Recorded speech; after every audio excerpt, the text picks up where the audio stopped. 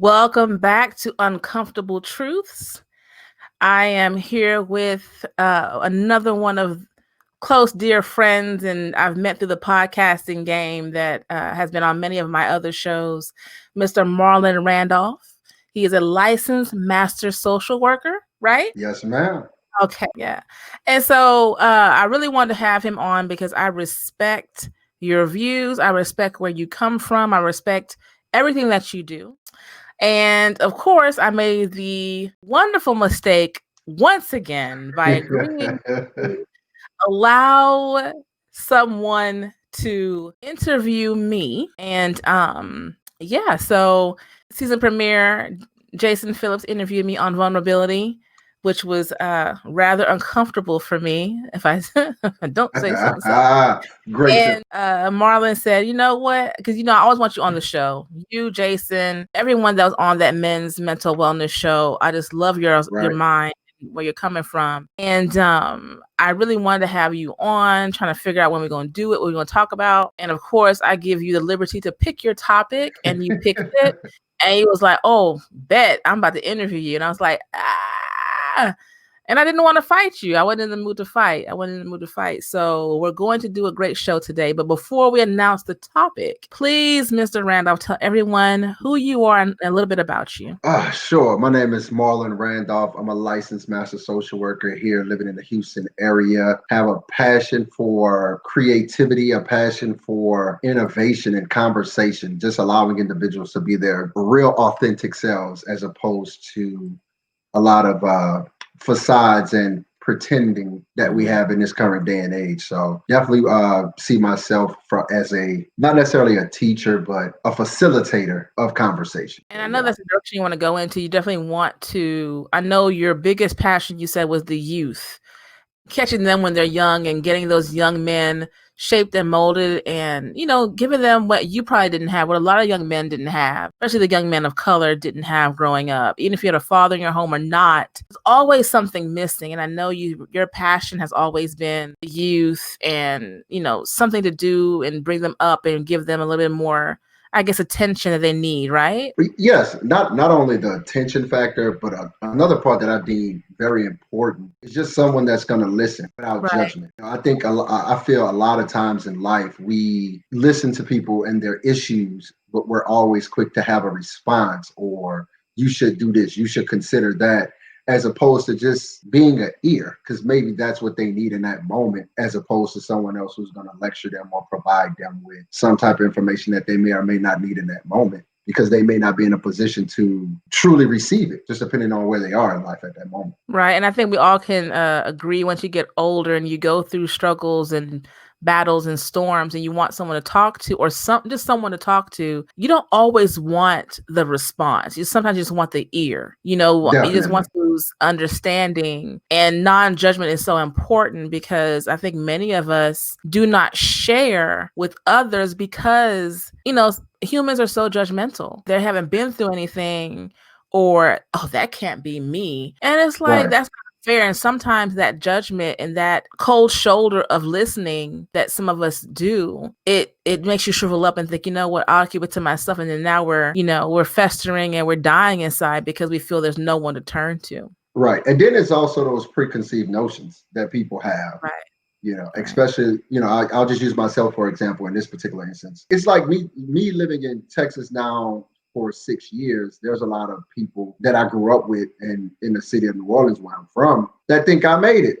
Yes, I've grown, I've evolved, and most individuals look at your growth and your evolution as tangible items, your vehicle, where you live, how you dress, the things you have, as opposed to taking a moment and saying, okay, what did he do differently? Where is he mentally? Where is he spiritually? Where is he emotionally? Where is his connection at this particular juncture in his life? And, so they deem that success. So they have this preconceived notion to this is what this person is, but not willing to sit and listen and understand the process that it took that person to get there. So that's that passion to educate and just be a piece of information, because you get information from everywhere, especially with our phones and things in this day and age. Sometimes that old school conversation is what's best, or that old school listening ear to say, hey man, say what you gonna say, the conversation gonna stay right here. Yeah. But if you ever need me or you want my opinion, right, I'm here for that too. One thing that I tend to do now, I'm very careful with, I've always been careful with how I deliver and what I give you when it comes to,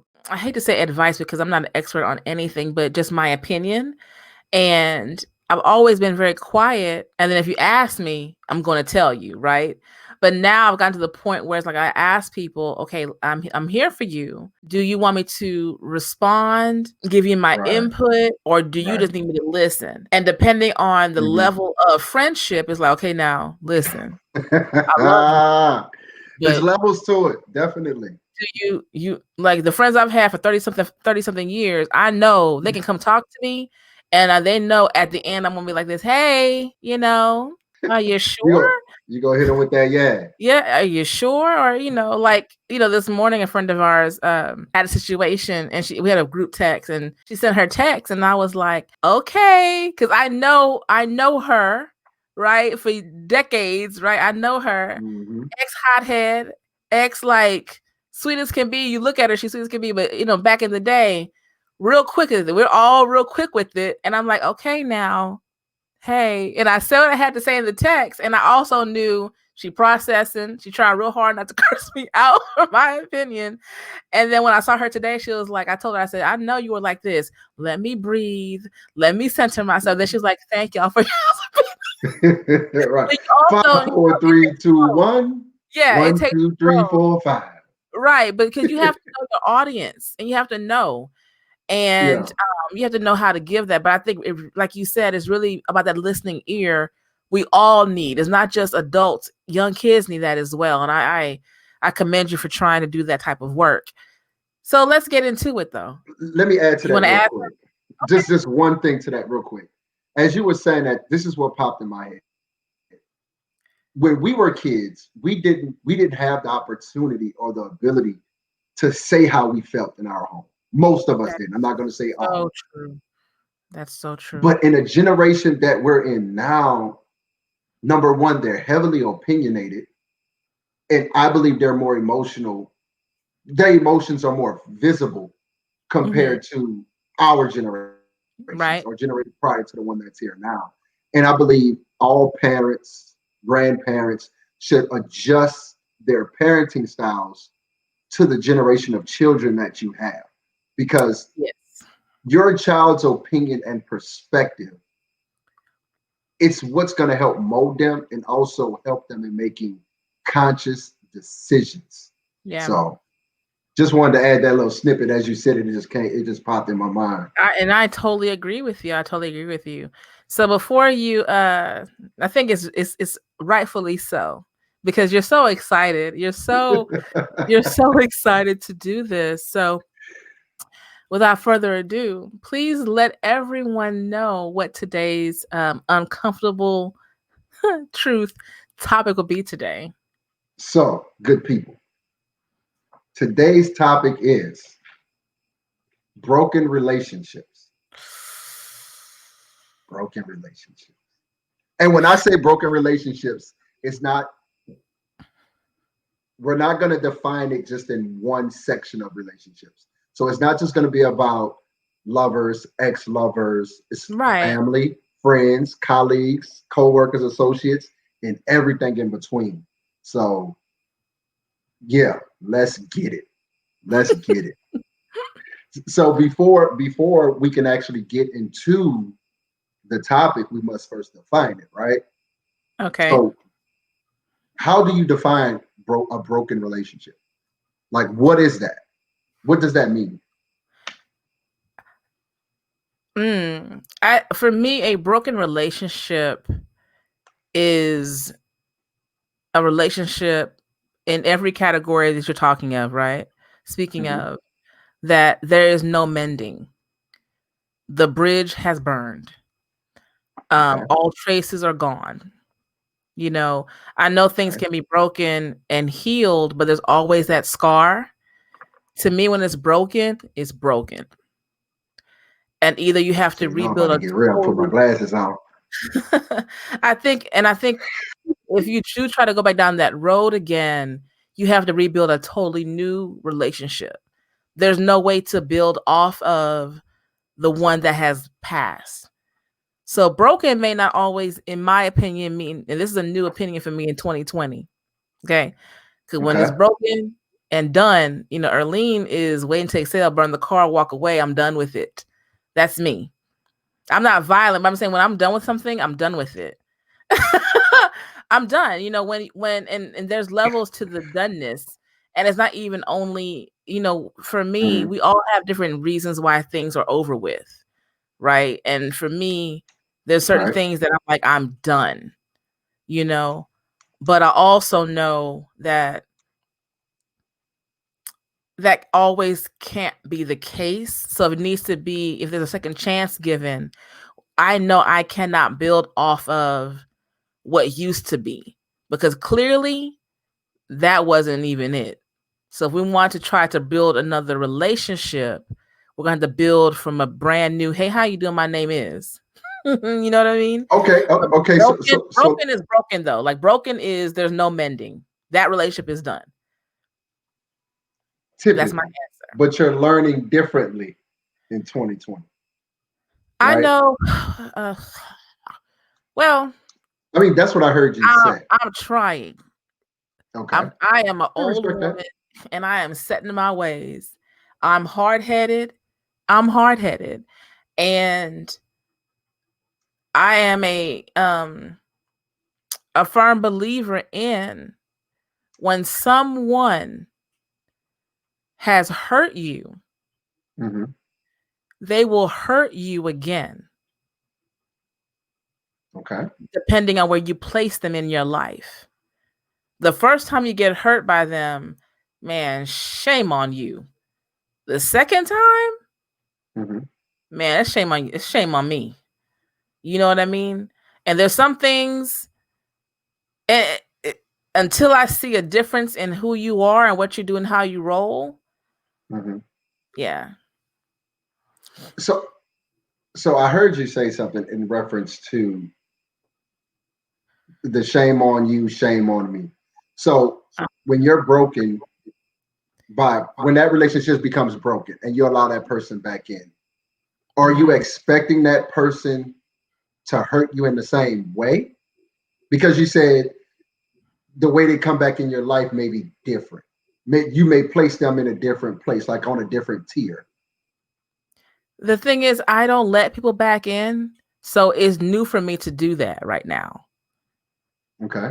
Because for me to sever ties, then you have hurt me. And that's not a physical hurt. That's a disrespect. That's an emotional. That's you don't give a damn. That's a selfishness. There's so many things. Anyone that and I'm not trying to say that I'm some great person. You know me fairly well. I'm a very giving, cool-natured, person. So for me to bring you into my life in some type of way, and you get close to where you know things about me, you're close to me, you're intertwined in some type of way, and you disrespect that, because intimate or just regular friends, that's our relationship. So I don't care how you treat other people. That's not what I'm worried about, because I don't know what you do there, but how you treat me. So I treat you with the utmost respect and understanding and care. I know we shouldn't expect the same thing in return, but I expect the same thing in return. So when you do things to me and it's like, you don't see how that's wrong, and in the manner how you do it tells me, oh, that's who you are, and I didn't see it. So yeah, let me keep you at 1,000 feet, and I'm not going to let you back in to cause me harm. So when you keep them at 1,000 feet, is there still some form of communication there, or is it, nah, I have you at 1,000 feet so I can see you coming if you come? Usually there's no communication. I sever everything. I sever everything, and it's like, I don't fuck with you. Okay. So let's break that down, because again, we have three different levels to broken Yeah. relationships, right? Mm-hmm. So what's a situation that you experienced with a friend where you had to sever those ties and that relationship was broken? Oh, it's common. um, to not go into too much detail, I You had don't a have to be friendship. super specific, Oh, but I'm not. I'm not. You know me, I'm all right. not. Yeah. So, I had a friendship with someone and we were really close. You know what I mean? Really, really close. And they started moving really differently. And um I guess they were on a whole new life journey and didn't inform me they're on the life journey. And the way they responded to things and acted about things, almost like, forget about the person that you knew then. That's not important. What I do in your business. I'm like, wait, whoa. Where is coming from? You know what I Mm-hmm. mean? And I'm a firm believer in, walk your path, get to know who you are. Life happens and you have to find yourself. But if I have people in my life who've never caused me harm or ill or anything like that, I'm going to say, Mm-hmm. hey, Marlon, right now I'm on a whole new thing. So I'm going to be trying to, I'm trying to find who Erlene is again. Right. And at least you are like, heads up, okay, E, do your thing. So whatever you see me doing or doing after that, you're not surprised. I'm not that I owe you that, but we have a respect for each other because I've confided in you. You've been Right. part of my life in some way. So I've come to you with either grievances, ups and downs, whatever it may be. So I'm not saying that I owe that to you or anyone Mm-hmm. owes anyone anything, but to me, in relationships and in friendships, you have to know if they've been there for you and never caused you any type of heartache or Mm-hmm. disruption, out of respect. Too many people go through these new me, newfound me. What is it? What do they used to say? The whole new day, new me, whatever thing is like, I'm New gonna do me, what I new want to day. do. Yeah, whatever it is. And I want to do what I want to do. But it's like, okay, that's great. But how are you moving with this whole new you, new day? Because there are folks in your life who loved you, cared for you, have been there for you, and have supported you. That if Right. new day, new you, all of a sudden you got a whole new attitude and like, forget you, I can do what I want to do. Did I cause you harm? A lot of times people do that. They're coming out of something that wasn't for them, or they're trying to heal from something. So now they want to have this attitude, and not like an attitude like that, but just a whole new thing. It's like, hold on, you forgot you got my couch curled up. You forgot when you was at my house, whatever, X, Y, and Z. I was asking you, who is this new person? Now you're telling me, oh, it's not important. Then you know what? I gotta keep you at a distance, because that just let me know right now when you're good or you got brand new whatever in your life, I ain't Mm-hmm. shit. But Mm. like clockwork, people like that. What happens to them, Marlon? They come back around. Hey, I missed you. Of course you did. Right. So And I so gotta when tell them, that I don't fuck with you. so when that person attempted to come back around, that was your response? I was, I tried to not be. Yes, I was like, what? What are you You're talking like, about? yeah, no, I'm good. Yeah, I'm good. So I'm good. so in that, and Yeah. I'm trying to process it as you verbalize it. So Mm-hmm. in that experience, what for you made you feel it was time to just leave it? Like you like, okay, she's moving different, he or she Mm-hmm. moving different, they're brand new, they're doing all these different things in different ways, they're communicating but not as the person you're accustomed to. Mm-hmm. So at what point did you started to fall back and then eventually like, yeah, I'm all the way good? Was it a step by step process, or did you just like out of there? You know, I noticed things were different, and I noticed the communication was different, and I noticed that it just wasn't the same, right? Mm-hmm. And I'm not saying things have to be perfect, but they weren't the same. And so we had a conversation where it was like I asked something and it was like, "Oh yeah." I'm like, why you ain't tell me?" No answer. So it was almost like, "Oh, now you don't want to respond." And when the person told me pretty much it's none of your business what I do, I was like, "But you love asking me what I do." See, that's the thing. When you gather information, but yet still don't want to give information and we're friends, you know, and it's almost like you intertwine yourself in someone's life. I felt very used, if that makes any, and I don't like that. Live your best life, right? But don't use people along the way. So how long was this friendship prior to? About 5 years. Okay, so it was a long friendship, but not Yeah. some of these 20, 30-year friendships you mentioned. Yeah. I mean, 20, 30-year friendships, we've had our ups and downs, but we recovered because it never got broken like that. We never used each other. We never lied to each other. We have never in those years disrespected each other. So you've had a difference. There's a fracture in a relationship that can be mended. Yes. Versus once it's broken, it's broken. Mm-hmm. For the most part, there's no coming back from. I think as you get older and just not age, but just maturity in life, you have to figure out, is it worth it? And some people are users in this world. They want you in their life because they know that was genuine. And you have to decide, they used it though. Mm-hmm. Clearly, fast forward when you sever ties and you cut off, like, for the best thing for my own wellness, let me just leave that alone. I wish you the best. Like, truly, I wish you the best. But clearly, in this friendship, there's going to be secrets that I don't have time for. And in any friendship or relationship, you shouldn't have those secrets. You shouldn't have those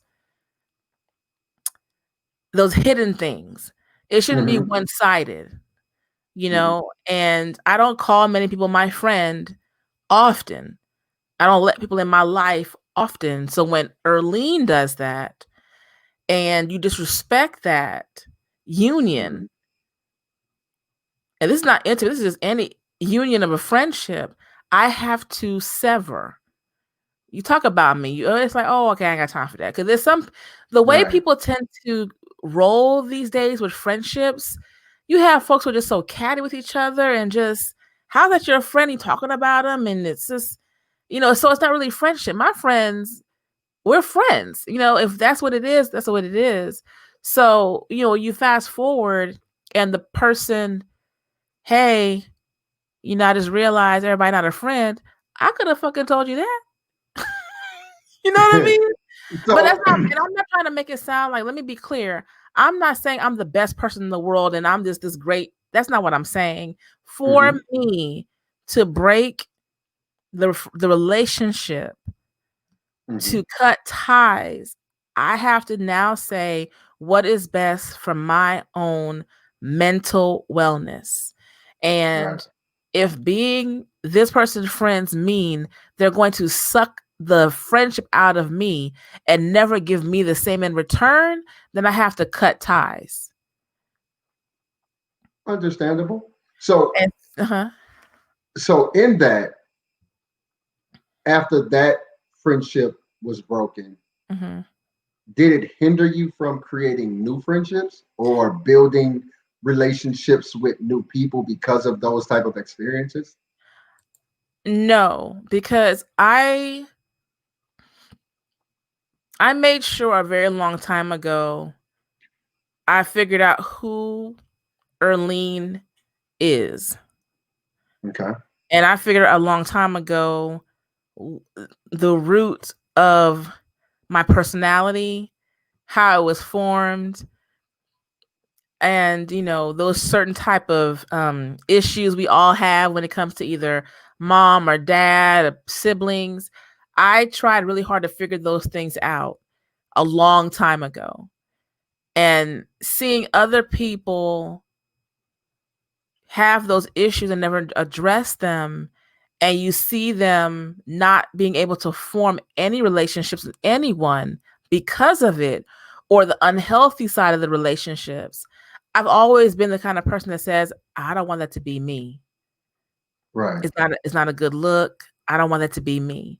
So I try very hard, but because it's a try, it really is. I can't say you never do, because with any type of hurt, I don't call it baggage, I call it sand. Sand never goes away.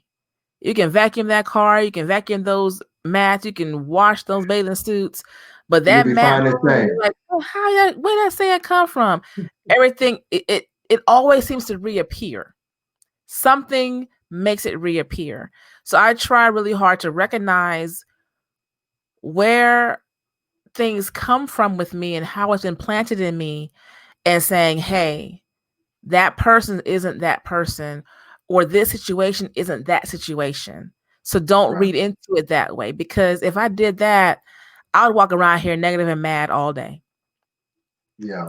We all have our moments, don't get me wrong, but if I did that, I would not be able to do what I do, have friendships that last 30-something years, and be able to form partnerships and relationships even now, or even be able to take that same broken relationship and say, okay, let me speak. Hi. How you doing? Hey, it's been a while. Hello. Hi. They reach out to me because Earlene ain't reaching. I'm hard-headed. And she's just gonna be petty. Earlene ain't reaching. And, go from there. Okay. That's like I said, my cold shoulder game is ridiculous. It's so icy. So breaking relationships, you just are aficionado, huh? Okay. But I like the reference that you used for how you carry things from one relationship to another, and not calling it baggage, yet calling it sand. Because I definitely loathe the term baggage, because you can't be who you are without the previous experiences, right? Mm-hmm. And I also believe when it comes to friendships, especially as individuals get older, and how music affects our life and how we transition music throughout our life. Like, when you're younger, it's hip hop, it's everything hard. But the older you get, it's like, okay, let me check out this 80s R&B. Let me check out this smooth jazz or this blues. So it's like a constant you're so much younger than me with those references. Go ahead. Yeah, okay. Go ahead.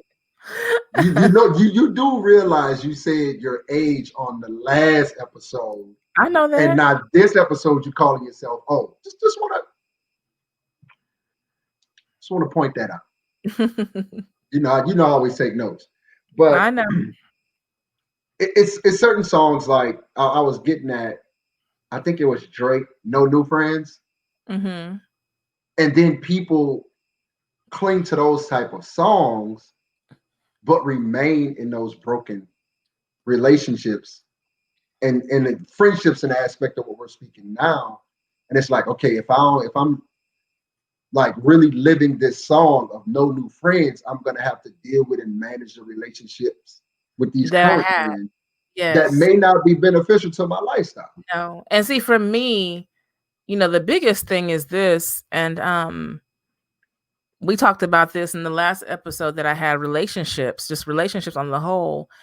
If it's not healthy, why are we holding on to it? And also, I'm real with myself. If I know I cannot let go of what happened, I cannot continue talking to you. I tried. I just can't. But I will not put that on someone else. That's not fair to anyone else when they don't even know me or know my experiences. But and for me to cut someone off, it's something, it's just best for me. I'm not going to fuss about it. I'm not going to make a social media post about it. I'm not going to call all our friends and tell them about it. I'm just going to fade to black And if they ask about you, I guess they're okay. I really don't talk to them much anymore, and keep it moving. Right. It's no one's business. It's no one's business, because I'm not going to have anyone pass judgment upon you based on our experience. But also, I don't want to see anything wrong happen to you. So I still care for you. Mind you, the brokenness doesn't mean that I don't care for you. I can love you deeply, but I know for the best, for the betterment of me and how I see you roll in your new life, that just tells me that you're reckless and you don't care. Or maybe you didn't care at that moment. Maybe you just had a selfish moment, which you were all entitled to, but don't do that to me. You need to handle it differently. So in that selfish moment, like, say, you know what? Let's segue a little bit deeper. Let's segue a little bit deeper. Broken relationships with family. Oh, yeah. You've had that experience? What was that like? Oh, that was interesting. It's been interesting. I wouldn't say it's broken, because that's my blood. That's my family, and you have to find a way. And I only found a way because of my mom's passing. The Earlene that I know I can be and who I am, if my mom hadn't passed away, then I wouldn't be talking to these people. You know what I mean? So these people, it went from a person to a group. I love my siblings. I love my siblings. I love my siblings. My siblings, I will give my life for my siblings and their children. I love them, right? I love them. Now you know this. Now you know we're recording this, so they go hear it. Yeah, I know they're gonna talk, and they're gonna bask in it. They're gonna be like, "You said it. I love it." Hey, because they might ask for a kidney or a lung or something. I'm just saying. And I give it to them. Can I get on that list? No. But we've had our tension. We've had tension, and a lot of it had to do with disrespect or just craziness or overly emotional. Like, who are you talking to? That kind of thing. My oldest brother and we're 20 years apart in age. Right. 20 years. So he was a full-on grown adult when I came around the world. And I took issue with his detachment from my mom for his own reasons. Now, granted, I don't know how his life was growing up. He can tell you now that really it wasn't, he was being ridiculous. You know what I mean? But I took issue with that. So I made sure he knew it every time we spoke, that I'm like, what kind of son are you? Because, I throw daggers. I top rope. I DDT with it. I am going to remind you with facts that, you have not been the best sibling. You know what I mean? And I didn't like the way he treated my mother. I didn't like the way he treated our mom. I had an issue with that because you're causing her hurt and heartache. So I had to see. Was this mainly like verbal interactions at this point? He would just not talk. Like we had 11-year span where we didn't hear from him. Wow. And my mom was like, okay, he could be, because he had his family. He wanted and why? Because why? Right? He probably can't even tell you why to this day. Just because he want to be wrong and strong, whatever. Your mom makes you don't like. Oh, I'm grown. You stop talking, and then my mom misses out on watch her grandchildren grow up. You know what I mean? And so what happened was, fast forward, he sends Red Cross to the house because my mom was like me.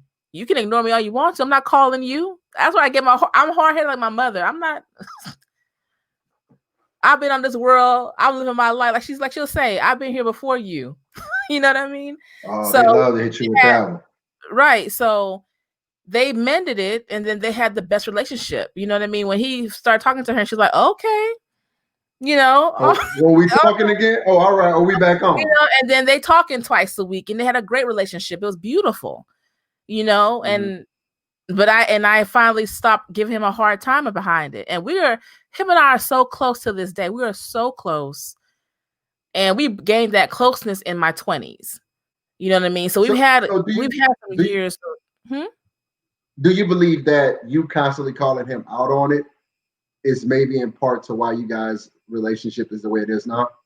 Yeah, because my family, you know, we're jokesters. You gotta be thick-skinned. You can't be too tender. I hate to say tender, but you just can't be.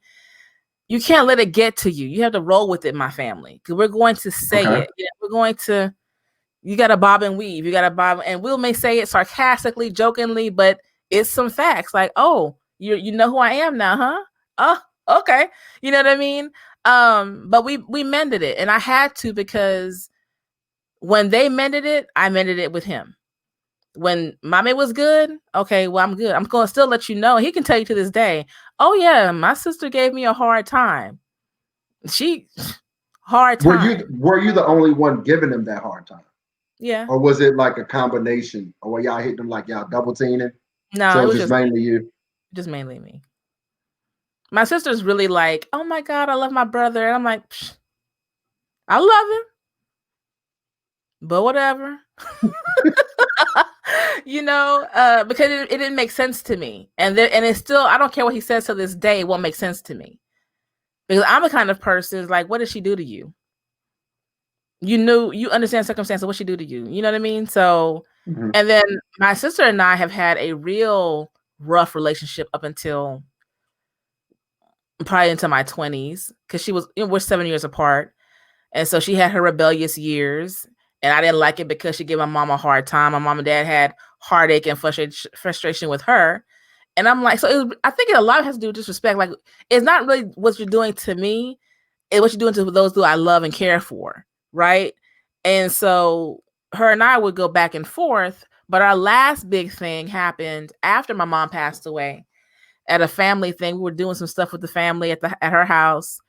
And she just had a funky ass attitude completely. And I mean, I know how I can be. Okay, I'm your sister. I know how I can be, whatever. But then that case in point, and let me say this, Marlon, if I'm wrong, I'm wrong. I own it. I'm wrong. My bad. Yeah, that's me. But when I haven't done anything to you at all, I refuse to take that. I'm not going to take it to make you feel better. I don't care what you're going through. I'm not taking that hit to make you feel better. I'm not. You need to own your feelings and recognize, you ain't got to tell me, but recognize, you know what? It has nothing to do with anyone else in here but me. So let me step back as an adult. You know, because only children can't manage their feelings, in my opinion. Even people that I deal with at work, who are mentally unstable, sometimes can tell you, not today. And you know what I say? Okay, miss, not today. You know what I mean? So that evening we had a big falling out in front of my dad, my cousin, his ex-wife, my brother, her husband, and he had to tell her, what are you doing? So I was in her home. So I was like, you know what? Let me go ahead and leave. Let me go ahead and go. And that was like the weekend after Thanksgiving, 2016. We ain't talking again until 2017. 20 who? 18? 17. Okay, so a whole year. Whole year. Or we would be at family functions and I would say, you know, I don't fuck with you. So you just still taking shots. Like you just I just didn't talk to her.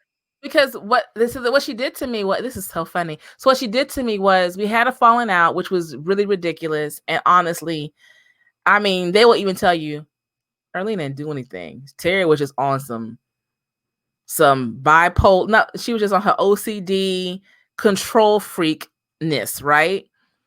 And so I'm a firm believer, when I'm in your home, I'm going to respect your rules.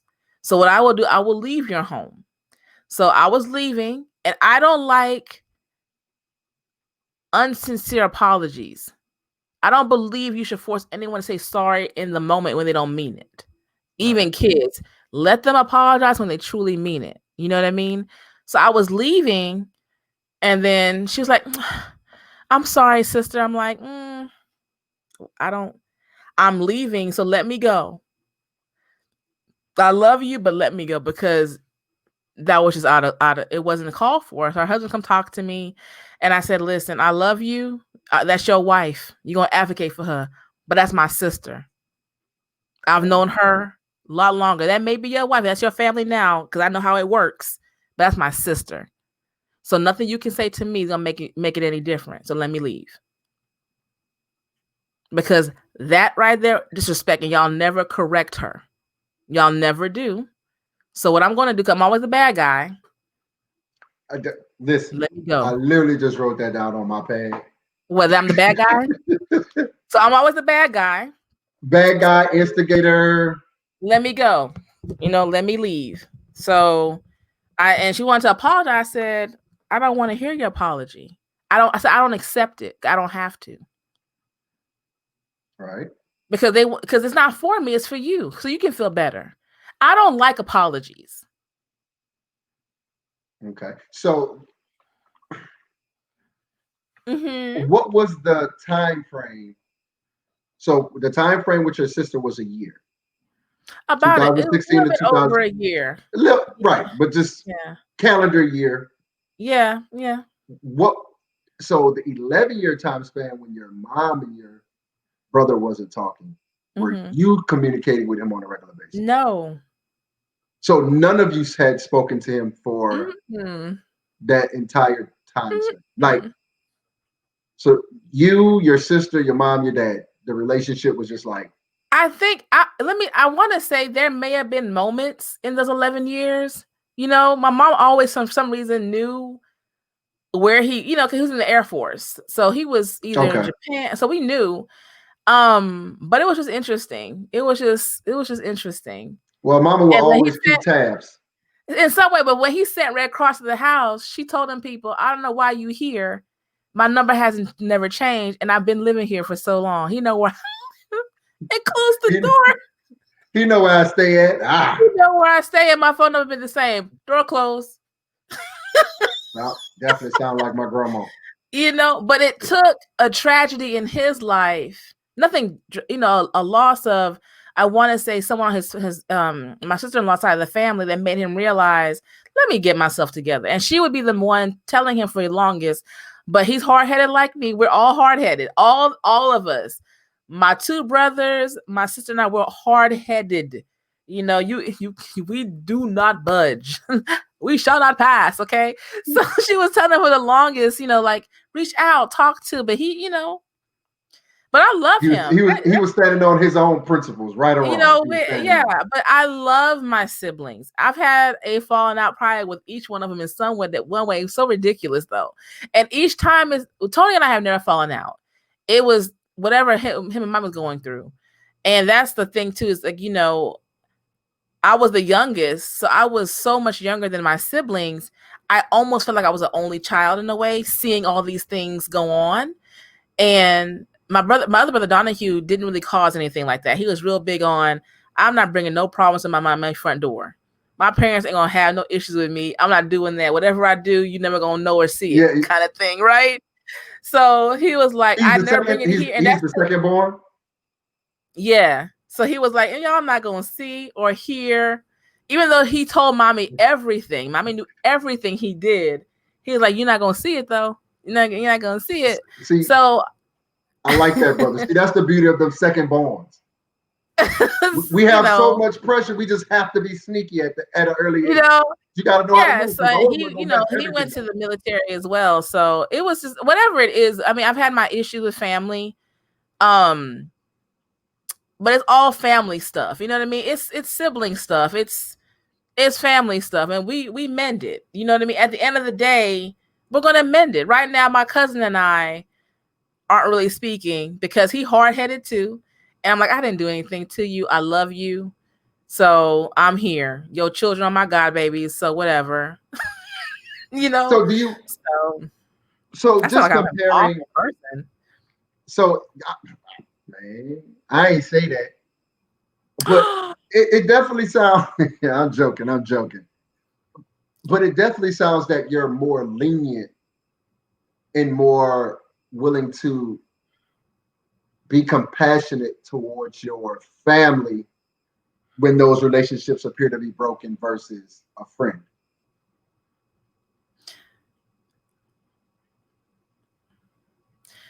I will say this.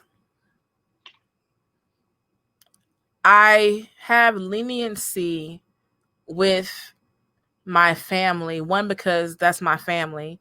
Even my friends are 30 years deep, they're my family, so they're like my sisters. But I honestly have to say the leniency that I have and the forgiveness that I find in me for them when there used to be issues, because there's not anymore, is because of my mom. Because I know it used to bother her seeing us not get along. And so she's internalized so much stuff that's like, okay. So would you consider yourself at this stage to be the head of the family to some extent?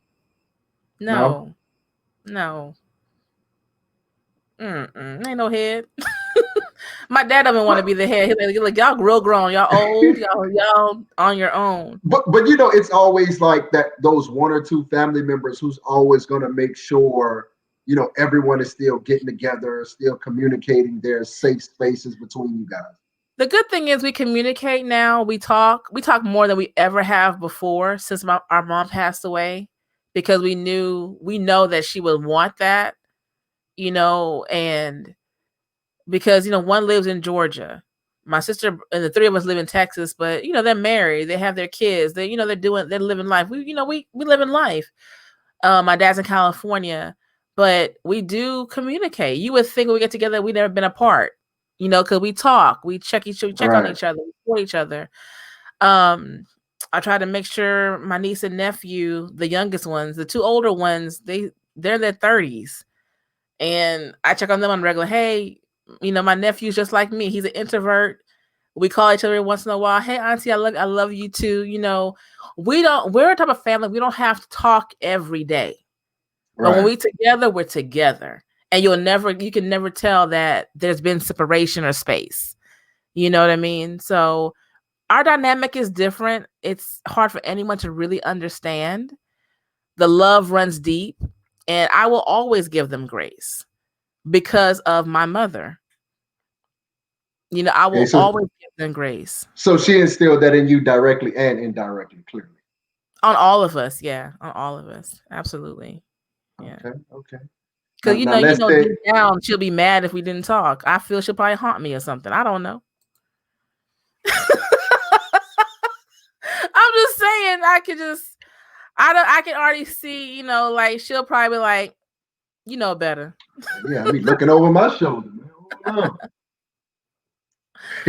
But but that's a great point. I'm definitely going to take that into more consideration, because I don't care who you are. Like, if I'm done, I'm done. It could be fat. Like, I've had instances and situations with family members, because I'm the one that everyone knows. When it comes down to my grams, all y'all could get it. I don't, from the oldest aunt, which is in her 60s, to my youngest aunt, who's 10 years older than me. Cousins, brothers, sisters, anybody could get a child play with the old lady. And I think I'm the same way when it came to my mom. We all were in some way. But I think because I'm the youngest and I was with her so much. Mm-hmm. And, we're that way. But at the end of the day, I know I can love very well from a distance. And I know no matter what, with my family, if we do fall out, we'll mend it. And even if we don't mend it, if they call me and say, look, code orange, I'm there for you. Yeah. I can love from a distance very easily. I'm just real big on disrespect. I'm real big on that. I'm real big on selfishness and disrespect. And I don't like petty. Acquaintances that I've no longer communicate with, it was like, you being petty. That's just silly. Okay, I'm done. You don't even know me like that. Why are we doing this? I'm done. So that's just like the perfect segue into this. I guess I would say the most intimate part of who we are as people. Broken relationships when it's a significant other. I mean, we've all been through those, some more often than not. But for you, what has those experiences been like, and or experience been like when that relationship is broken from a spouse, significant other? I hate the term boyfriend, girlfriend, so I try not to use it. But that significant other. I mean, people may not really believe, but I don't really have many. I didn't have many relationships like that, that were truly, truly meaningful to me. And the ones that I had, they ended fairly well. I only communicate. The eyebrow raiser. It ended fairly well, but usually when I'm done, I'm done. I don't go back in any way. But what does that conversation look like for you? Like when you know that this relationship is broken. Then we're having a conversation. I try to communicate really well all steps of the relationship. If I don't understand, I'll say something. Usually I take longer when it comes to speaking up for myself. I'm still working on that. Like, I don't want to I say, am I being ridiculous? Am I being too much? Like, I'm navigating that kind of, am I being crazy right now? Am I really seeing what I'm seeing? But I will bring up, I don't believe in the type of read my mind. You should know I'm mad at you. I don't do that. That's ridiculous to me. I don't do stuff like that. So if I'm having an issue or I'm having confusion, I bring it up. Like, hey, help me, help me understand X, Y, and Z, and we need to have that conversation. Then the frustration comes in when you make me feel as if I'm not seeing what I'm seeing, or you brush it off, right? So let's have a conversation. Let's talk about it. Then we squash it. I don't bring things back up unless you keep doing the same foolishness. I don't reproach anyone. You know what I mean? I don't do that. If I talk about it, like, okay, hey, this is going on. I don't feel we're communicating. Am I wrong for thinking something's happening? We talk about it. And then, okay, well, then you tell me you want to work it out. You tell me you want to fix it. Cool. Then I'm going to give you a chance to do that. And I'm not going to do it in the sense of, remember when you said, I'm not going to do that. I'm not that person. It's like, okay, we good. We talked about it. You're cool. I'm cool. Let's work from here. So for you, is there a certain amount of times you're going to bring that conversation up? Like, you said you were going to do this thing. You did it for a short period. Now you're reverting back to your old ways. Do you have that conversation again to remind that person? I look at everything. I look at, and maybe I'm too understanding in this sense, but I look at, like, okay, what's going on in their life? What's going on in my life? Is it feasible right now for anything to be totally, totally different? What pressures are they going through right now? What am I going through right now? First of all, I look at myself and say, am I being overly emotional because I'm stressed out on something else right now? Am I in a headspace of, I hate to say neediness, where I need more and I'm thinking that I'm giving it when I haven't asked for it? So am I making sure I'm communicating my needs and wants before I think it's not being met? Right. But do you balance that prior to addressing it with the significant other? The need versus want? What do you mean? So you say you're checking yourself, you're checking your own temperature in the aspect of, am I saying I need this? Am I being over needy versus this is something that I want and or desire? So do you balance that in your head prior to having the I conversation, do. or do I you do. or that what determines if you're gonna bring up the conversation? No, I balance it because you can go through like, I need this right now, and I'm being ridiculous because the person can't give it to you right now. So will I be upset or realize, come on now, girl, you know, daggum well, calm down for a second. You know what I mean? Because I don't want to ever lash out of my own frustration that they didn't cause me, you know, and I don't want to ever put upon someone a pressure in the time that I know they can't even ease it at that moment.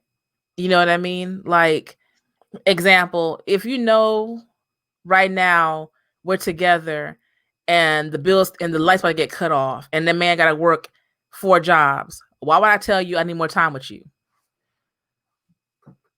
He can't fulfill. What's that old school song? I don't know. Broke.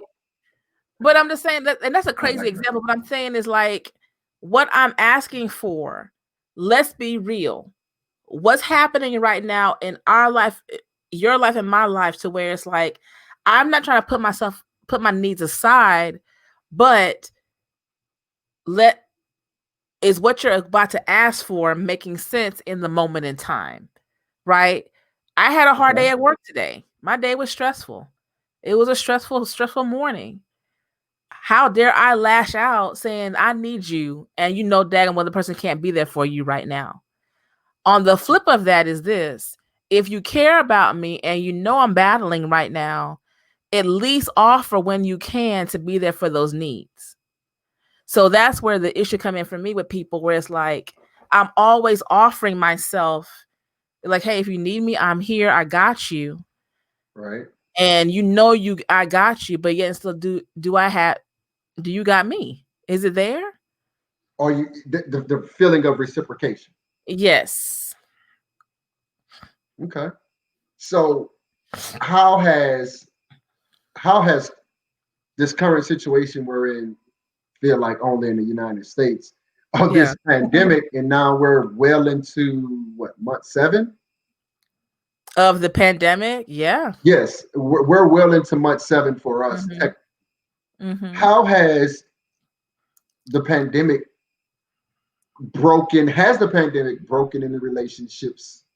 Have you seen things that you may have normally wouldn't have observed in some of the relationships that you have? I know it's made some of my friendships even closer because we have to communicate so much more because you want to make sure everyone's okay.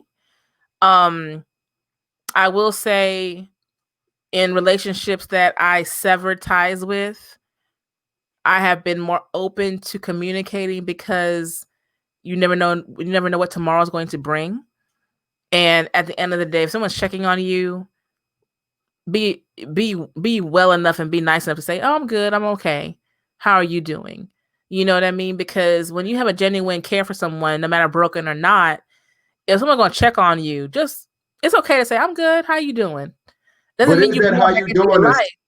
But is that how you do it? That's what I was about to say. So is that how you doing a setup or a segue in something that they may want or need from you? So how do you avoid that? You just have to be aware of your own. I have to be aware and manage that myself. You know, I don't want to be a hard ass all the time. And I'm able now to say, you know what, look, I'm just trying to be a little bit different. I know how I can be. So I'm just trying my best now to see if I can communicate with you, even on a personable level. That doesn't mean, whatever. And you recognize that they're trying to get more, be more. And you have to know when to say, you know what? I appreciate you checking on me, but look, but the thing is, if that's something that they've always done because they generally care how you doing, what's going on, I appreciate that. Because you don't have to. During this time, like you said, these past 7-8 months, I understand this is some interesting times. People may be here today and gone tomorrow. So, if they want to check on me, oh, I'm good. How you doing? How your family doing? What's going on? And I'll return that text. I was like, you know what? I'm good. Thank you. you know, have you initiated any of those texts given the relationship was severed? I didn't have any real separate things, but one or two. Okay. They reached out to me. Okay, Pimp. Excuse Shut me. up. Everybody not able. Yeah, they reached out to me. What you trying to say? Stop it. Stop it. Stop it. I'm just saying. So in dealing with broken relationships, so we've touched on three different Have I even answered your questions? Have I answered your questions? You have. If not, I would have reacted in a different way. You already know. Okay. But I mean, you verbalize so eloquently that although you're very specific on the nature of when a relationship is broken and how you're going to address it, but it seems like you're least lenient with friendships. Significant others kind of fall somewhere in between friendship and family. And then family, no matter what, we can not talk for 2, 3, 4, 5 years. We still family. So we always gonna have that connection, and it's always gonna come back around at some point. I think for me, because I never make anyone feel uncomfortable, you know how you have some people where you can tell there's beef, there's issue, right? I don't do that. I will still be like, you good, whatever, but there's not going to be any deep conversation, you know? And we joke about it, we laugh about it, we keep it moving. Other people, we could be in the same room and I see straight through you. I'm working on that.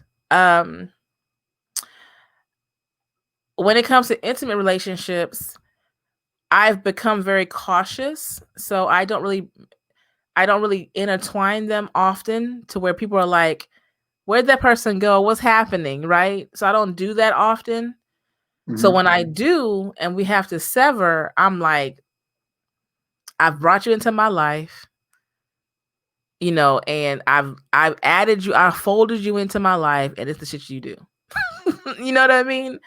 So why you roll your eyes like that? Hey, I brought you in, I'll take you out of it. That's what everything just sounds to me just now. Like, no, it's not that. It's I guess because I'm so protective of my own personal hurt. Seeing family members be hurt by other people over the years and be taken advantage of. I looked at it, I studied it and said, I cannot let that be me. I studied other people's hurt and said, okay, this is how I will roll differently. And so go ahead. And I guess at the end of the day, what you realize is you cannot prepare for any of that. You can't, there's no formula for that, because as we grow and change, we grow and change. You know what I mean? Every year of our life, we're different. Every experience is going to be, everything that happened today will shape how I'll do things tomorrow. You know what I mean?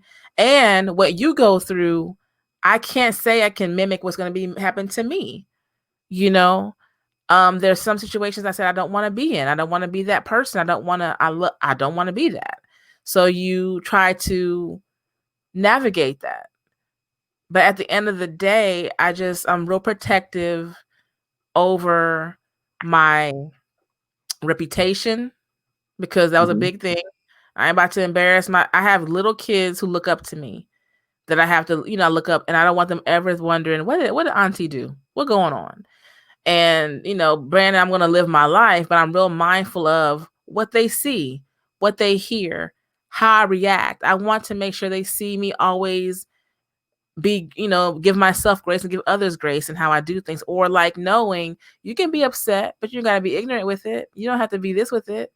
Or, you have the right to say, I don't want to be around that. My youngest niece, who is going 18 months, 19 months old, right? Love her to pieces. She a character. If she don't want to hug me, I don't make her. She won't look at me like this. Okay, I'll fool with you when you're ready, and I keep moving, because that's her.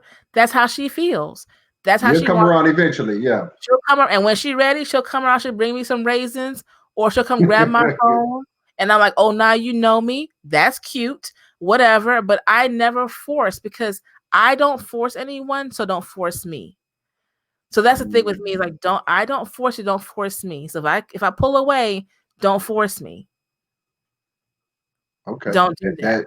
That makes great sense. So we've spent roughly an hour talking about dealing with broken, or the experiences of broken relationships.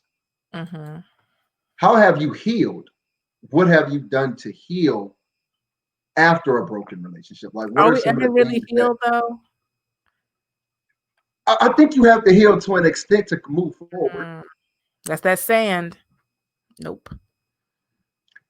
But although you're carrying that sand, to some extent or some degree, it can either bring something better out of you or worse. And I personally believe if a broken relationship brings something better out of you, to some extent you've healed. I mean, you'll never forget. It will always be a scar there, right? But if you leave that broken relationship and you're still broken going into another relationship, no, and now I you're don't going to have a trail of broken relationships. Yeah, I don't do that, and I do not place upon anyone else what someone else has done to me, or let me not say done to me, or what I felt with someone else. I don't do that. It only comes up if the feeling seems the same in some kind of way. You know what I mean? But I always check myself at the door before I approach with haste on how am I feeling really? What's really going on? Should this be addressed? Am I not being understanding? I have friends who tell me that I'm overly understanding, like you way too understanding. And I say, well, you have to be, because I want to exercise grace, because we're both human beings and we're both going through things in life. You know what I mean? I'm not the only one going through life. So if I'm with you and you tell me about how life is all and you can't deal with it, you know, I'm going to tell you, I'm going to do the whole, I'm going through life too. So what's up? How you gonna manage it though? You know? So you're, and correct me if I'm wrong. So are you saying that you never heal from the broken relationship and you just learn to suppress it? Or you just don't allow it to affect your current relationship or the relationship that you have intentions in, unless it begins to look similar to that brokenness? I believe that every experience that I have experienced in life is not totally healed, because I'm still very aware of it. Because I don't forget it. And I deliberately do not forget it, because I have to remember what I've learned from it and who I was then. So for me, I don't carry it as a baggage or whatever, or brokenness. I carry it as okay, that was a life experience. Who was I then? And who am I now? And how will I handle it differently? And as to remember, because with healing, people forget. When you heal, you forget. Like, oh yeah, I did break that bone. Yeah, you did. Because you're going to remember. I want to always remember, so I can always say to myself, this is not the same. Look how you've grown. Look how you've changed. This person is not that person. This experience is not that experience. Everything not going to be the same, you know? So I don't take it as I'm walking around here broken. I'm not. I just take it as I've been through some things. I've experienced quite a bit. And I do not want to forget, because I am who I am because of those things. Because you know what's so hard? Forgetting and then all of a sudden remembering, and it's like a rush of emotions. I don't do that. I don't want that. I don't want that, you know. Like I tell people all the time, you know, discussing, let's say, death. And people love to tell someone when they lose someone, oh, it'll get better, you'll forget. No, you won't. Let me tell you what it is. You're not ever going to forget. All it is time away from it. It's the further and further away you are from the experience. From ground zero, you've now moved away from ground zero. But you know what? Ground zero is still there. Because every day after that experience will remind you of something. Absolutely. You may not cry as much. You may not ache as much. But damn sure you know it happened. And now you can say, I was that person before that experience, and I am now this person after. If you forget it, then you're going to forget who you are, who you were. Indeed. Because if you forget, you may revert back to that foolishness. You forget that this person bust you in the head, or you forget that you made these messed up. You know what I mean? You forget. Mm-hmm. I don't want to forget that. I want to say I've learned from it, or this is who I am now because of it. And how do I now intertwine that life experience in who I am right now? How will it make me stronger? How will it make me better? How will it make me anything going after that experience? Mm-hmm. That's deep, Pastor E. You silly. Pass the collection plate. I'm just saying, pass the collection plate on that one. Silly. Seriously. I'm taking notes. You think it's a game. But nah, those were all very valid points. And I just know for me personally, with broken relationships, I've never done well with them. I just come off. Like, there's no coming back, family included. Because I feel like Meek Mill had a line in a song, and it says, you burned the bridge in our relationship, and then you expect me to send a yacht. Like, that's where I'm at with it. A yacht, you can't eat off my table. with a little rescue boat on the side with some life jackets. Yeah, man, exactly. You better find your way. Right. And for me, it's been very few situations where people have been able to find their way.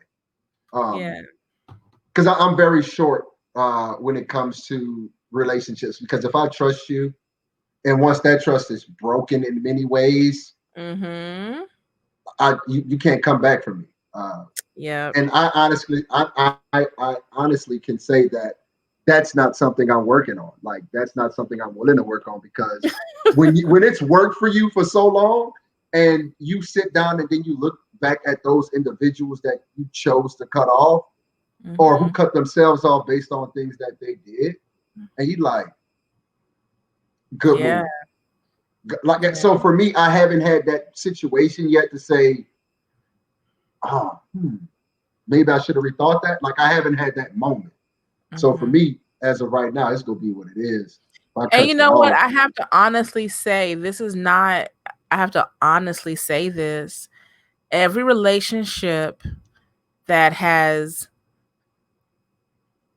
been buried and stayed buried was a good decision. I don't like regretting, because sometimes that regret is followed by a hurt that's like, dang, or a damage that you can't, or followed by irrational decision making. Yeah, it's like, man, did I fall for this foolishness again? Oh, okay, I'm just foolish. So now I'm real mad at myself. Like, it's not even you. I'm mad at me. I am mad at me. Indeed. Indeed. And for me, the last broken relationship, I had to own my part in that. I had to own my part in it, even though it wasn't. I had to honestly say, you know what, you knew. You knew. Come on, you knew. I said, okay, I knew. I just my flaw in that was thinking that I would get the same in return as respect and understanding, but that's my fault, because no one owes you that. What you give to someone is what you choose to give to someone. They don't have to give you anything in return. That's why I've always said no one owes you anything. And I had to come to that realization a long time ago. No one owes you anything. No one does. If you give because you want to. So for me, I give willingly to people of myself because I want to. You know, I want people to feel safe and cared for and know that you can talk to me. I'm here for you. It is what it is, what it is. I'm here for you. And when you betray that, I can only be mad at myself. I really can't be mad at you. Mm-hmm. And that's what I had to come to. Like I went through the 5, you know, levels of grief and emotion. I said, you know what?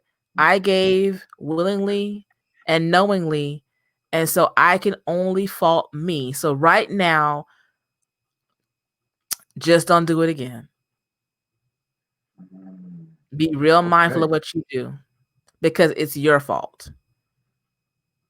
I like that. I like that. One thing I can say from this conversation is that before you make any decision, Mm-hmm. you self-check first. Like you have an internal checklist of things to say, okay, did I do this? Did I do this? Did I do this thing, that thing, that thing, prior to actually saying, okay, yeah, it's not me. It's definitely you. So let me make the necessary adjustments to remove this situation or address it and see what happens with it. And if it doesn't progress, then it's time for me to go ahead and break it. And as you said, bury it. You know me, I'm cement shoes drop in the ocean. And make it worse, my memory is great.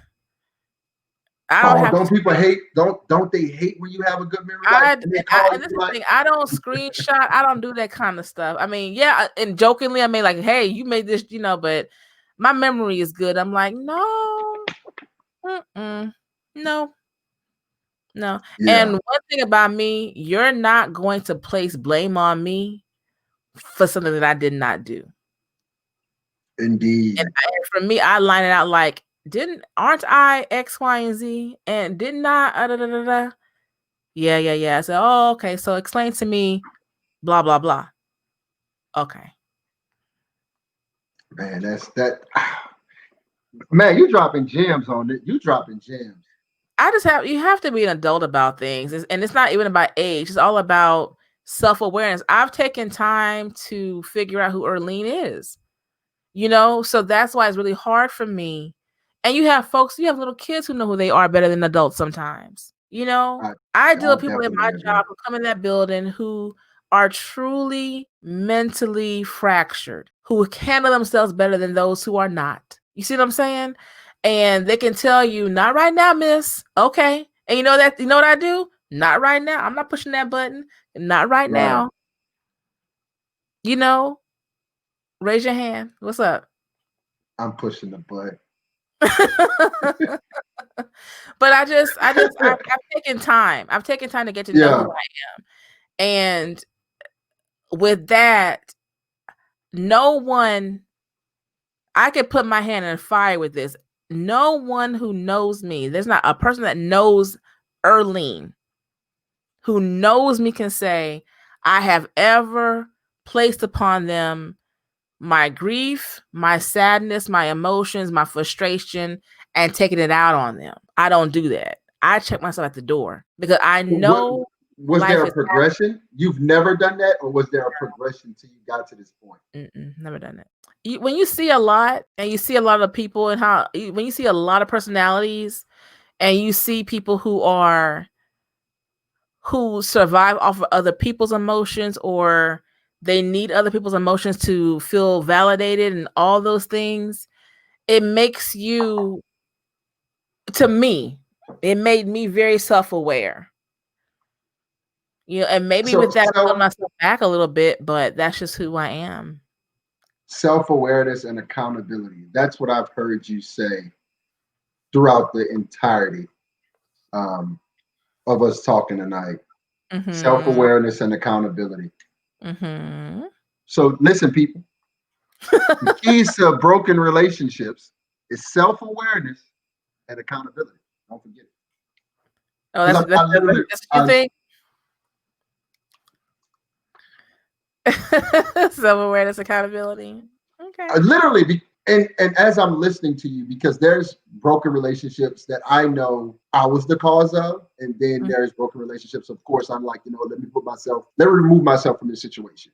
But I can honestly sit here, and as I think back on a few of those relationships in my early 20s, I can say, yeah, there was a few of them where there was no self-awareness and no accountability on my part, and that I was the reason that caused the brokenness in the relationship. I don't ever want to be the one to break someone.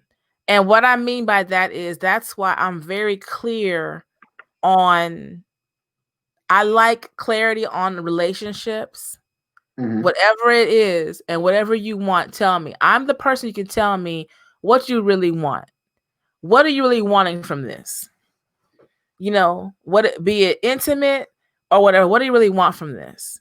What are your intentions? Let's say intimate relationships. What do you really want?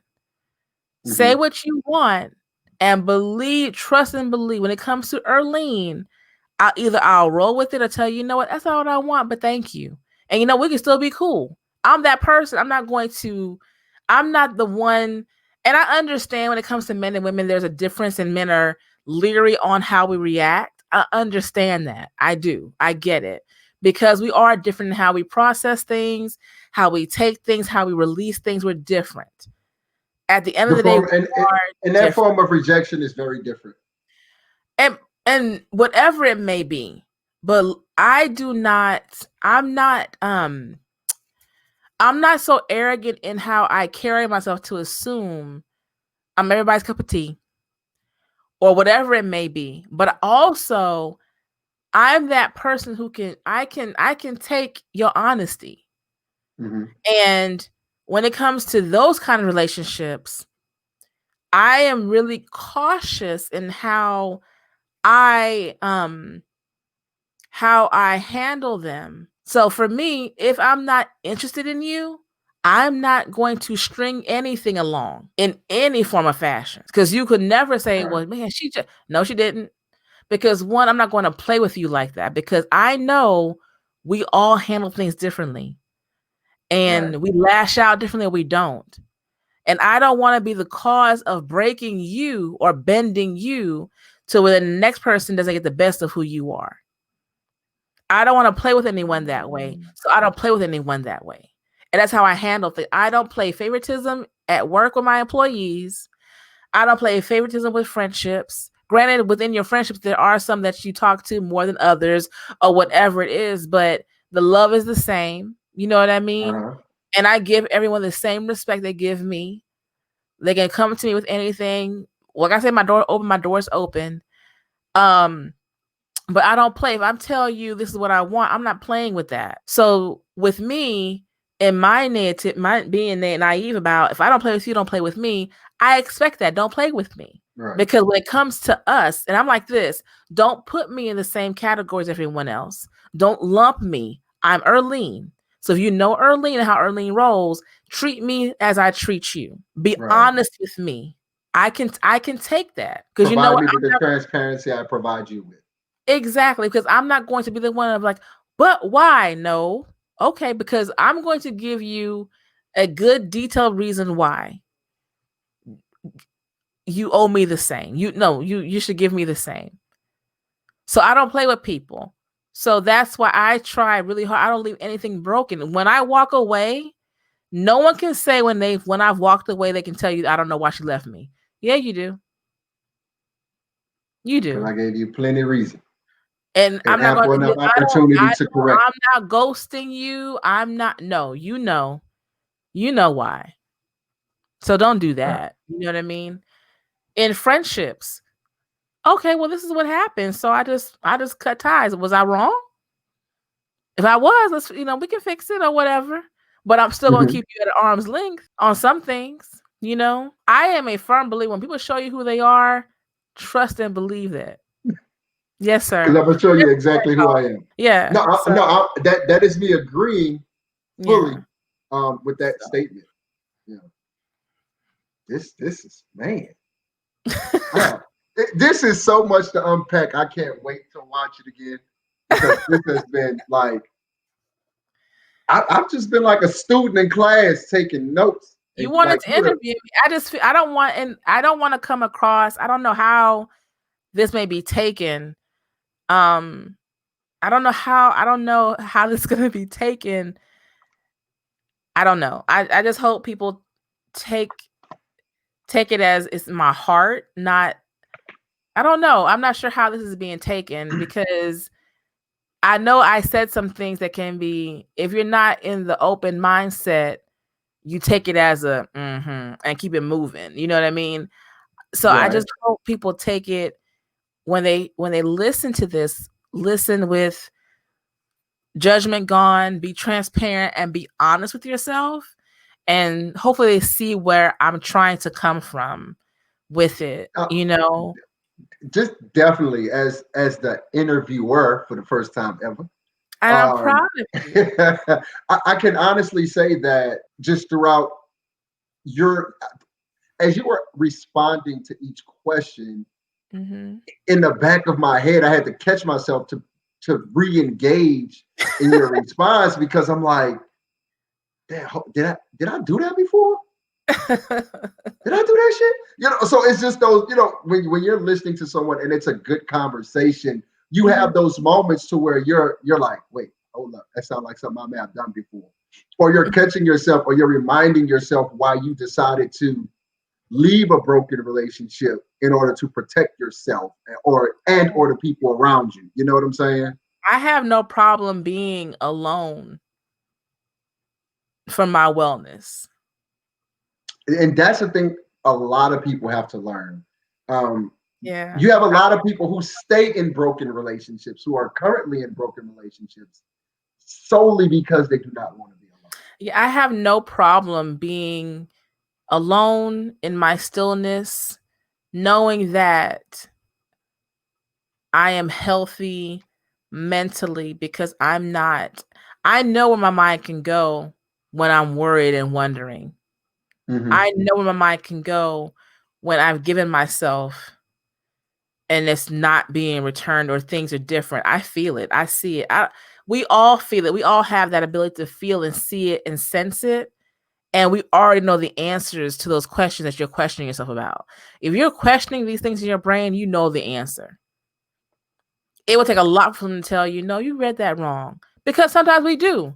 You know that meme that's around right now where you're laying in bed and she's like, he probably thinking about, he's like thinking about, man, what was on that game? Or, his back is turned.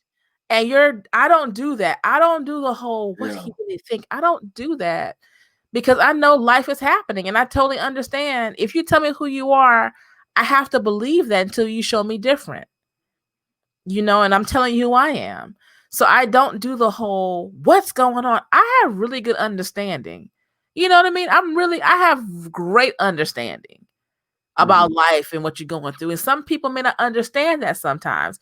Well, you and I had a conversation. You're like, man, I don't understand. I'm like, but I understand. Sometimes I do understand. Like, I do know things happen and what's going on, but there's an extent to that. There's a ceiling to that. Like, okay, I'm being real understanding. I'm making things real easy. When will my ease come? You know what I mean? Basically, where's your compliance? Yeah, absolutely. Yeah. But when it comes to broken relationships, to me, those truly broken relationships, there's no going back at all. And you have to feel good about it. You have to feel, I'm okay with this. So I think the term may need to change from broken to just, I don't know, but bury, because you bury relationships. I bury. I do. And I know you have a shovel at home because you're a gardener and stuff. I just think, when it was broken, but broken means it can be healed. And sometimes it needs to be burned. It needs to be ash. It needs to be ashes. You know what I mean? And I really don't feel And I may have said that we do heal from it, or I have healed, but now that we're having this conversation, I can say right now on this day, have I truly healed from it? No, but I carry it as lessons. These chapters are deep. These chapters are real in my life. The book of Erlene is a good read. You know what I mean? It's a nice read. It's a book that I can't let anyone get hold of. This is a nice one. This is good. Well, and we didn't already got 2 chapters, cuz. Episode 1 and 2. This is good. You ain't got part of 1. This is good. And I can honestly say, because I think back on my relationships with family that have gotten so much better and it's so rewarding now, and who we are and how we make it. That's why I believe in, I'm rambling. I don't believe in set rules. You make your own rules for your relationships. You should not let anyone tell you what the rules should be for your relationships. So I make my own rules for my relationships. And it works. Those rules may vary depending on the relationship. And I have no problem varying those rules. That's my right. I write them in pencil. I like that. That's my right. And siblings can be whatever you make them to be. My siblings and I have a good relationship. We are good, and they're good with each other.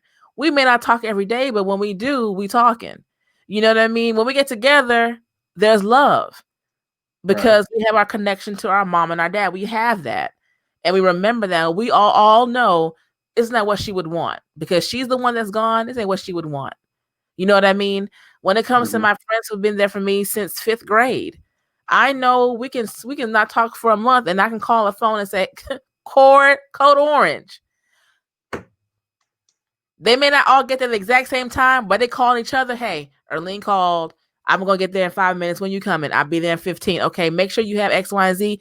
Keep me posted. Put me on speakerphone. I'm there. And that's what happens. Make sure you have X, Y, and Z. X, Y. You know, it's like, that's what it is. You know what I mean? Y'all over there with weapons of mass destruction. But I'm just like, you have to make your own rules of your friendship. But I think you should never forget your experiences. Never forget those experiences, because they shape you. And when you forget them, you are going to repeat something and hate yourself. Definition of insanity, right? Yeah. But you were saying, just popped in my head as you were saying Code Orange. I was big. The first thing that came to my mind was your very first podcast, My Tribe Is My Vibe. Oh, like, yeah. Literally, just remembering watching that episode and just how you all interacted, and then now you just saying that, it just brought that, that it connected for me. So. And I had them again when I did Uncomfortable Conversations with Black Women. I had all of them, minus my sister, but I added 2 other women that I highly respect. And they were like, oh my God, we're part of that. I'm like, yes, you are, because I respect the way we've always rolled with each other. It's been love and respect. You know what I mean? I feel safe in your presence. I feel safe in it. They'll never be what we are or my sister is, but I know they were like, and then my friends, who is she? I love her, whatever. And now it's like, it's love. And now they're talking without even having to talk to you. Right. Oh, so you the plug. Okay. Randolph. I make things happen. I make things happen. You know how I do. I make things happen. I agree. So are you done with me? Are we finished? Are we done? Hold on. Yeah, we done. That was, I think, I truly believe that everyone really got the gist of your experience in broken relationships and how you handle and manage them. And a few of those things that you mentioned, and I can't wait to watch this again, because I know I missed a few things, but just in some of the things in the way you handled those situations, it's definitely some things I'm gonna take you of those for sure. Mm-hmm. So it's safe to say you came in here blazing, ready to Oh, I'm about to put Earlene on the spot. And it's like, oh, I learned some lessons. Oh, listen. I learned some lessons. I had like 5 or 6. He was ready. But I chose not to because the flow and the conversation was so well. And it really, you know how you have a mindset, you want it to go a certain way, but just it organically creates its own motion. So I just allowed it to do what it did. Oh, I'm so glad you allowed it to do what it did. But I will say, I want to say thank you, Mr. Randolph, for wanting to, I guess, get my insight on broken relationships. I hope I answered all your questions. I hope I was able to say something that was interesting for other people to listen to. You know, I generally do not like talking this much during a show by myself, but because I don't think anyone wants to hear what I have to say or my viewpoints. Honestly, I just think, who wants to hear what I got to say? But I really appreciate you doing this. But I will say that what's so great about this is what I have planned for you, and I'm getting you ready to do. Boo, boo, boo.